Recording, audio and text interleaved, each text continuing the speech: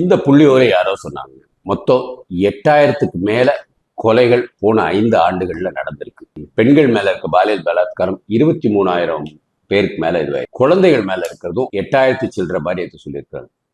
இதனாலதான் 8000 ரூபாய்க்கு கூப்பன் கொடுத்திருப்பாங்களோ, இந்த 8000 வந்து இவங்களுக்குள்ள ஒரு முக்கியமான ஒரு நம்பரா இருக்குமோ. இவ்வளவு கொலை வழக்கு இருக்கும்போது இவங்க தமிழ்நாட்டுல எந்த ஒரு லா அண்ட் ஆர்டர் பிரச்சனை இல்லை அப்படிங்கிறாங்க.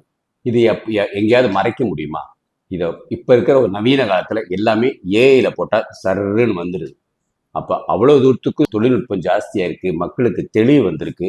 அப்ப ஏன் விஜய் பக்கம் அவ்வளவு பேர் போக மாட்டாங்க? ஸோ கையில ஸ்மார்ட் போன் வச்சிருக்கவங்க எல்லாருமே விஜய் பக்கத்துக்கு போறதுக்குள்ள வாய்ப்பு மிக அதிகம். அதனாலதான் நேற்று திருச்சியில அந்த கூட்டம். விஜய் அதுக்கு மேல ஒரு நாடகம் வேற நல்லா அழகா ஆடினாரு. பட் இருந்தாலும் அது நாடகம் சொல்லக்கூடாது. அரசியல்ல இதெல்லாம் சகஜமாப்பா அப்படின்னு போயிடணும்.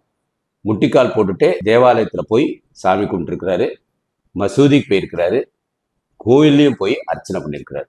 இதுதான் அவரோட செக்யூலரிசம். வேற மக்கள் வந்து சோசியல் மீடியால நெட்டிசன்ஸ் வந்து இதை தான் செக்யூலரிசம் சொல்லி அழகா எடுத்து போட்டிருக்காங்க. வாழ்க பாரதம், வளர்க தமிழ், ஒளியிட்டு தமிழகம்.